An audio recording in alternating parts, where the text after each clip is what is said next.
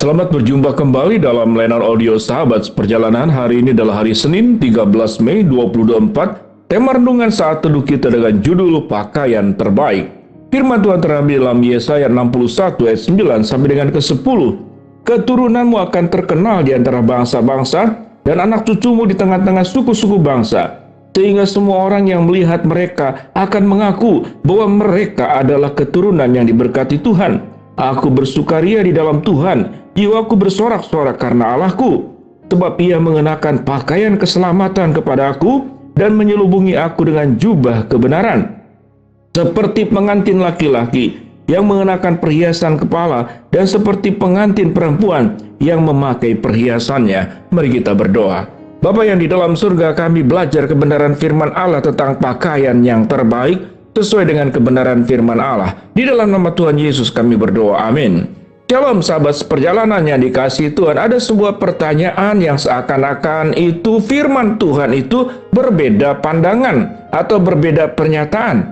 Di dalam Yesaya yang kita baca tadi, yaitu Yesaya 61 ayat 9 sampai ke 10, di sini diajarkan tentang hendaknya pengantin laki-laki itu memakai perhiasan dan juga perempuan pun memakai perhiasan. Jadi perhiasan itu di bagian ini itu dianjurkan dan disarankan. Namun pada ayat yang lain kita melihat di dalam 1 Timotius pasal 2 ayat ke-9. Kaum wanita itu biarlah menghias dirinya dengan sederhana dan pakaian sopan. Jangan memakai yang mencolok dan jangan memakai yang mewah-mewah dan jangan melakukan potongan rambut yang berkepang-kepang. Seakan-akan ini dua bagian yang bertentangan satu dengan yang lain. Kitab Yesaya menganjurkan memakai perhiasan baik buat mempelai laki-laki maupun perempuan, tetapi di bagian Timotius diajarkan tentang berpakaian sederhana. Apakah dua bagian ini bertentangan? Sesungguhnya tidaklah demikian. Maka kata yang tepat untuk kemudian menjelaskan kedua ayat ini, baik dari Yesaya 61 ayat yang ke-10 maupun di dalam 1 Timotius pasal 2 ayat yang ke-9, ini berarti diajarkan tentang harus melakukan segala sesuatu itu pada tempatnya, pada keadaan yang tepat, dan dalam kondisi dengan siapa kita berada. Firman Tuhan mengatakan diizinkan untuk orang itu memakai perhiasan, memakai pakaian yang baik, yang disebut dengan pakaian pesta, karena itu berkenaan dengan pernikahan. Itu adalah bentuk daripada sukacita. Kalau kita berbicara tentang memakai perhiasan dari emas maupun perak, itu adalah satu ungkapan syukur dan sukacita yang mendalam. Maka motivasi yang utama adalah bahwa dia menyampaikan sebuah berita bahwa peristiwa itu begitu berharga, peristiwa itu begitu mahal, dan peristiwa itu begitu penting, sehingga motif memakai perhiasan adalah menjurus ke sana. Ada kemudian pernikahan-pernikahan yang memakai perhiasan yang secara berlebihan, tetapi semuanya lepas daripada motivasi. Nah, kalau motivasinya adalah menganggap pernikahan itu agung, mulia seperti emas, dan keagungan itu digambarkan juga dengan emas dan perak. Waktu kita membaca dalam Wahyu dikatakan, bahkan surga itu jalannya digambarkan terbuat daripada emas. Tembok-temboknya itu terdiri dari 12 berbagai macam batu permata. Maka di sini berbicara tentang maknanya. Jadi sewaktu kita memakai emas, perak, memakai perhiasan, memakai hal-hal yang kemudian untuk menggambarkan sukacita, rasa syukur, dan menganggap pernikahan itu begitu mulia, begitu agung, begitu tinggi, dan begitu berharga. Tetapi jika di dalam keseharian kemudian diikuti dengan motivasi untuk memamerkan, motivasi daripada sikap dan tingkah laku hedonisme, kehidupan yang sangat berorientasi kepada yang namanya pakaian, perhiasan, menyangkut juga dengan aspek-aspek lain. Mungkin sepatu, mungkin kemudian saat ini kendaraan, mobil, apapun juga. Ketika kita memakai semuanya itu tidak dalam kesederhanaan. Kesederhanaan tidak berbicara tentang tampilan, tapi kesederhanaan hati. Bukan bentuk daripada keserakahan, bukan bentuk untuk menyombongkan diri, bukan bentuk untuk pamer. Sehingga orang memuji kita, atau bahkan menjadi orang itu menjadi cemburu, menjadi iri hati. Maka tatkala pakaian yang kita kenakan, perhiasan yang kita kenakan, membuat orang lain berbuat dosa, dan membuat orang yang memakainya pun berdosa. Satu adalah dosa iri hati yang kemudian kadang-kadang bisa menjadi penjamretan, menjadi pencurian, perampasan, dan tatkala kemudian korban itu melawan, bisa terjadi penusukan, pembunuhan. Itu yang kita dengar, bukan setiap hari dalam berita-berita yang kita lihat, baik lewat koran, baik lewat media massa, baik lewat televisi, itu yang kita lihat.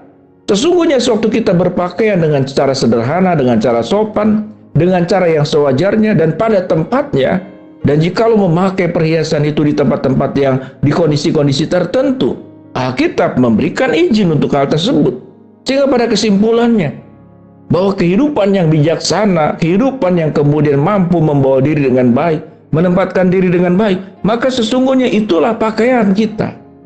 Sehingga firman Tuhan yang kita baca di dalam bagian di dalam Yesaya itu dikatakan, biarlah engkau memakai pakaian keselamatan dan engkau diselubungi oleh jubah kebenaran. Pakaian keselamatan dan jubah kebenaran. Di dalam 1 Timotius 2 ayat ke-10 dikatakan, kalaupun engkau berdandan, maka berdandanlah dengan perbuatan baik. Firman Tuhan mengatakan, berdandanlah dengan perbuatan baik. Pakailah pakaian keselamatan, pakailah jubah kebenaran. Ini berbicara tentang apa yang ada di dalam diri kita, bukan apa yang ada di luar kita, apa yang kita kenakan. Berbicara tentang pakaian, perhiasan, dan segala sesuatunya yang kita gunakan. Kalau kita boleh jujur, kita akan memakainya tidak di rumah, kita akan memakainya supaya dilihat oleh orang lain. Tatkala orang melihat, kemudian kita merasakan sebuah kenikmatan di dalam natur jiwa manusia yang sangat primitif. Kita sangat suka sekali diagungkan, dimuliakan, dihormati, dipuji. Tetapi jikalau motif itu menjadi lebih tinggi, maka itu akan menjurus kepada keberdosaan. Tetapi jikalau motif kita itu adalah berpakaian keselamatan, berjubah kebenaran, kemudian biarlah pakaianmu itu adalah pakaian berdandan dengan perbuatan-perbuatan baik. Catatan dalam 1 Timotius 2, catatan dalam Yesaya pasal ke-61, maka pakaian yang sesungguhnya adalah bagaimana kita hidup dalam kebenaran, bagaimana kita hidup dalam keselamatan, dan bagaimana kita hidup berpakaian perbuatan-perbuatan baik.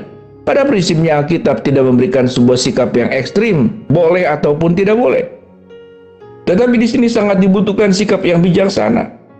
Apa yang kita pakai itu tidak membuat kita jatuh dalam dosa, dan tidak membuat orang yang melihat kita pun jatuh dalam dosa. Kita melihat seluruh kejahatan-kejahatan yang terjadi di jalanan, di berbagai tempat, pencurian, perampasan, karena ada orang-orang yang memakai pakaian yang mewah, perhiasan yang mewah, tidak pada tempatnya. Itu membuat yang memakai berbuat dosa, kesombongan, dan kemudian yang melakukan kejahatan pun membuat dosa pencurian, dosa iri hati. Maka dengan demikian, sahabat seperjalanan, apa pakaian yang terbaik dalam hidup kita? Firman Tuhan berkata, biarlah pakaianmu itu adalah keselamatan, jubahmu adalah kebenaran, dan dandananmu adalah perbuatan baik yang memuliakan Allah. Itu adalah pakaian terbaik untuk setiap orang percaya. Mari kita berdoa. Bapa dalam surga, kami sudah belajar tentang pakaian yang terbaik, bukan pakaian luar, tapi pakaian karakter, pakaian kebenaran, pakaian keselamatan yang kami miliki, sehingga Tuhan dimuliakan dan orang lain terberkati. Hamba-Mu berdoa sahabat seperjalanan yang sakit, Tuhan jamah sembuhkan. Sahabat seperjalanan yang sedang menghadapi masalah, Tuhan bukakan jalan. Sahabat seperjalanan yang sedang berdoa mengharapkan sesuatu, Tuhan kabulkan dengan cara dan waktunya Tuhan. Dalam nama Tuhan Yesus kami berdoa, amin. Shalom, Tuhan memberkati kita semua.